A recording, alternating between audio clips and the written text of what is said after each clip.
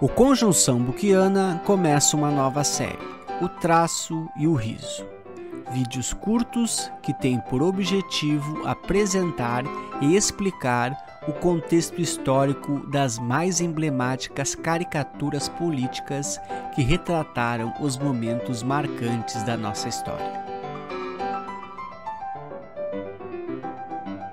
O traço, o tempo e o riso. Qual era o contexto da charge? Quem eram as personagens políticas representadas? Qual era o objetivo do artista? A charge entre o tempo e a história. Gostou? Já deixa o seu like e vem comigo.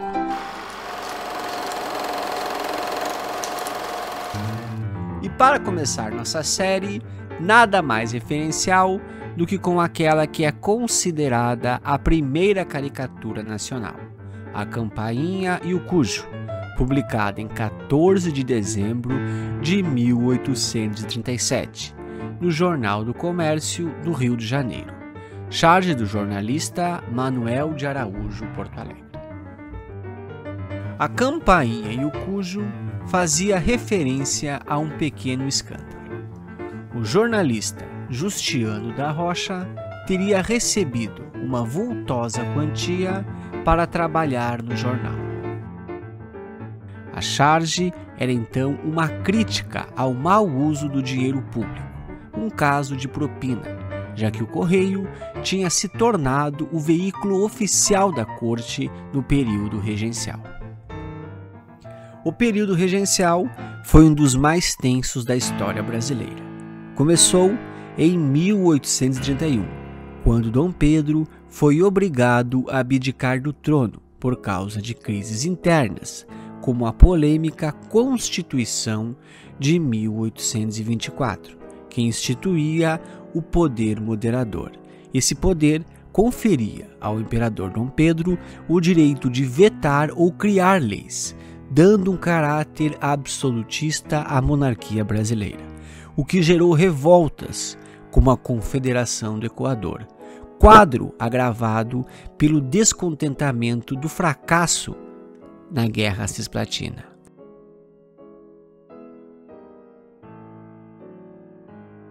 Dom Pedro abdicou do trono brasileiro em 7 de abril de 1831, voltando para Portugal, deixando seu filho, futuro Dom Pedro II, de apenas 5 anos como herdeiro do trono. Ficou estabelecido que até a maioridade do imperador, o império seria governado por uma regência. A regência começou trina e provisória, sendo logo regência trina permanente. Depois passou a ser una, com as regências do Padre Feijó e Araújo Lima. Em 1834 foi declarado um ato adicional à Constituição, que, entre outras medidas, conferia um pouco mais de liberdade às províncias nacionais. Decisão que, apesar de surtir certo efeito, não estancaria a crise.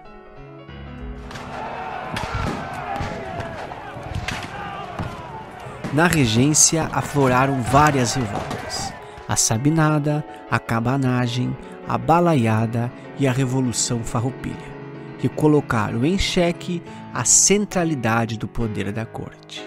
A unidade territorial nacional estava ameaçada e a configuração do poder político tentava se equilibrar entre os caramurus, que eram partidários do retorno de Dom Pedro I e defendiam medidas absolutistas, os chimangos, que eram liberais moderados, que queriam um poder centralizado, mas sabia que era preciso fazer concessões, e os exaltados, chamados de Farroupilha, que queriam mais independência.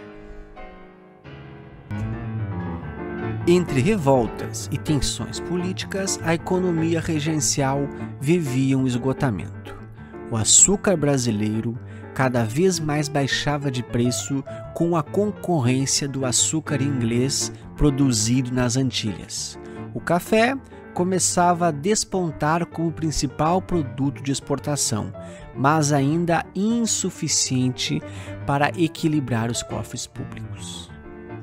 Em dezembro de 1837, o governo era chefiado pelo regente Araújo Lima, conservador do grupo dos Caramurus. A ideia de Araújo era a contenção de gastos, além de diminuir o pouco poder de autonomia conquistados pelas províncias, anulando algumas das diretrizes do Ato Adicional de 1834, o que dava ao grupo de Araújo Lima o nome de regressistas. A charge explora um caso de corrupção, agravada pelo cenário de crise econômica. O jornal do Império, o Correio Oficial, contratara o jornalista Justiniano da Rocha por um alto valor, para que ele defendesse as ações do grupo dos regressistas, fato escandaloso para a grave crise econômica.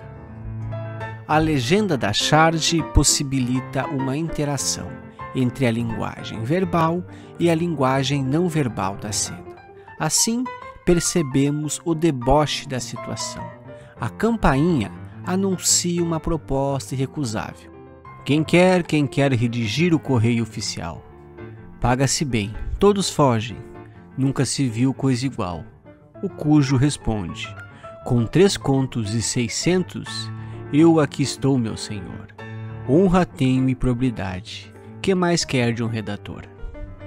O jornalista cronista recebe de joelhos. Ao fundo, vemos grafado no muro a seguinte frase: Crônica das parvoíces, ou seja, texto das tolices e dos disparates, além do anúncio, com honra e probidade, 3.600 réis. A crítica é mordaz. O chargista era Manuel de Araújo Porto Alegre, um dos mais fecundos intelectuais brasileiros do século XIX. Um polimata que se dedicava a escrever poesia, pintar quadros. Havia sido discípulo de Debré, arquiteto, crítico de arte, historiador do nascente Instituto Histórico e Geográfico Brasileiro. E, claro, depois de ter inaugurado a charge política no Brasil, passou a ser também jornalista chargista. Araújo Porto Alegre tinha um perfil de conservador moderado. Era um homem dividido entre a herança colonial portuguesa e engajado em criar uma identidade nacional brasileira, sendo um dos fundadores da primeira geração romântica no Brasil. No mesmo dia da publicação da charge, um outro jornalista diria sobre o trabalho de Araújo Porto Alegre. A bela invenção de caricaturas tão apreciadas na Europa apareceu hoje pela primeira vez no nosso país e, sem dúvida, receberá do público aqueles sinais de estima que ele tributa às coisas úteis, necessárias e agradáveis. Não deixa de ser engraçado e premonitório que a campainha e o cujo, como primeira charge política nacional, já denuncia o mau uso do dinheiro público, fazia referência a um escândalo na imprensa e tratava de um caso de suborno, questões que se tornariam comuns na política, nos jornais e na charge. Gostou do vídeo? Gostou da ideia? Indique a um amigo que gosta de charges políticas, compartilhe o vídeo, deixe seu like e seu comentário. E muito obrigado!